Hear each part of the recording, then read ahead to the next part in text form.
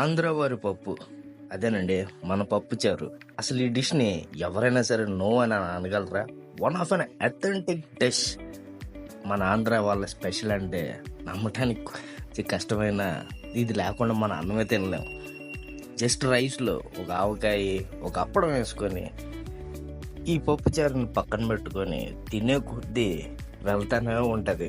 One of an tummy yummy recipe and the most delicious and authentic dish of one India's favourite cuisines is మన ఆంధ్ర వారి పప్పు చారు. ఎలా start చేయాలో చెప్పేద్దాం. హలో అందరికీ నమస్కారం. నా తలకాయలో వంటలకి స్వాగతం, సుస్వాగతం. ఇప్పుడు నేను చూపిస్తున్న కప్పుల సైజులో ఉన్నదాన్ని 1.5 కప్పు కందిపప్పును తీసి కుక్కర్లో వేసుకొని మంచిగా కడిగి, ఈ రాళ్ళు గిళ్ళేం లేకుండా చూసుకొని మంచిగా కడిగి కాసేపు పక్కన పెట్టుకోండి. ఈ లోపల the most dangerous items of the world అదేనండి, టమాటా, ఉల్లిపాయ, పచ్చిమిర్చి, కరివేపాకు, వెల్లుల్లిపాయ, చింతపండు తీసి నైస్గా వాష్ చేసుకొని నేను చూపించిన విధంగా మీడియం సైజులో కట్ చేసుకొని వీటన్నిటిని పక్కన ఒక బౌల్లో 2 గ్లాసుల వాటర్, 2 గ్లాసులు వాటర్, ఒక పెద్ద నిమ్మకాయ సైజు అంత చింతపండుని తీసి బాగా నానిన తర్వాత గుజ్జుని తీసి కాసేపు పక్కన పెట్టుకోండి. ఇందాక మనం కుక్కర్లో కడిగి పెట్టుకున్న కందిపప్పులోకి పచ్చిమిర్చి, ఉల్లిపాయలు, కరివేపాకు, టమాటాలు, అట్ ది సేమ్ టైం మీ టేస్ట్కి తగ్గట్టు ఉప్పు వేసుకోండి. దాంతోపాటు 1 టేబుల్ స్పూన్ పసుపు యాడ్ చేసుకోండి. దీనికి సరిపడంత నీళ్లు, నా లెక్క ప్రకారం అయితే 2 గ్లాసులు సరిపోద్ది. మీరు ఎక్కువ మంది ఉంటే ఎక్కువ వేసుకోండి. కొంచెం పైన ఆయిల్ వేసుకోండి, ఎందుకంటే కింద అతుక్కోకుండా ఉంటుంది కుక్కర్ విజిల్స్ వచ్చినప్పుడు. వీటన్నిటిని బాగా మిక్స్ చేసి ఏం చేస్తాం, కుక్కర్ మూత పెట్టేసి యుద్ధానికి సిద్ధం అన్నట్టుగా తీసుకెళ్ళి స్టవ్ మీద పెట్టేసేయండి. అంతే. ఒక 5 నుంచి 6 విజిల్స్ వచ్చేదాకా కుక్కర్లో బాగా బాయిల్ అవ్వను. ఇప్పుడు తరతరాలుగా యుగాలుగా ఇంట్లో పిల్లల్ని, మగవాళ్ళని అందరినీ కంట్రోల్ చేయగలిగే మహిళా శక్తి ఆయుధం పప్పు గుత్తిని తీసి పక్కన పెట్టుకోండి. కుక్కర్లో ఉడికిపోయిన పప్పులోకి ఈ పప్పు గుత్తిని తీసుకొని ఒకసారి మెత్తగా మ్యాష్ చేసుకోండి, ఎందుకంటే కింద ఏమైనా గడ్డలు ఉంటే అయిపోతాయి. మ్యాష్ చేసుకున్న తర్వాత దీనికి ఒక 2 టేబుల్ స్పూన్లు కారం, గత పావుగంట నుంచి ఎదురు చూస్తున్న చింతపండు రసాన్ని దీంట్లో వేసేసి మళ్ళీ ఒకసారి మహిళా శక్తి ఆయుధాన్ని తీసుకొని ఒకసారి బాగా కలిపేసి కాసేపు పక్కన పెట్టుకోండి.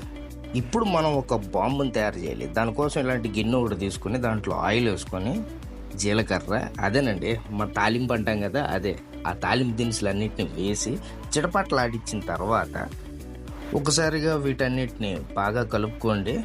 గుర్తుపెట్టుకోండి, ఇదంతా మీడియం ఫ్లేమ్లో మాత్రమే చేయండి. హై ఫ్లేమ్లో చేస్తే మొత్తం అంతా మాడిపోద్ది, ఒక రకమైన స్మెల్ వస్తుంది. దీనికి లైట్గా ఉల్లిపాయలు వేసుకోండి, ఎండుమిర్చి. ఉల్లిపాయలు ఇట్స్ ఆప్షనల్, దానికి ఇంగువ యాడ్ చేసుకోండి.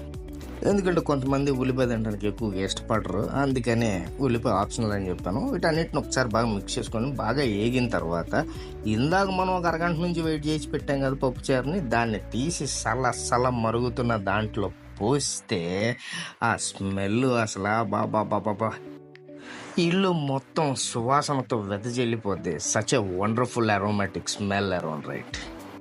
వీటన్నిటిని ఒకసారి బాగా మిక్స్ చేసుకొని హై ఫ్లేమ్ మీద బాగా పొంగొచ్చేంత వరకు, ఆ పైన నొరుగు వచ్చేంత వరకు బాగా పొంగనివ్వండి. ఇలా పొంగుతున్నప్పుడే కొంచెం కొత్తిమీర కాడలు కూడా తీసి వేయండి. ఎందుకో తెలియదు, మా ముసలి తెచ్చి చిన్నప్పటి నుంచి చేసేది, అందుకే నేను చెప్తున్నా, వేసుకోండి, లేకపోతే లేదు. అంతే.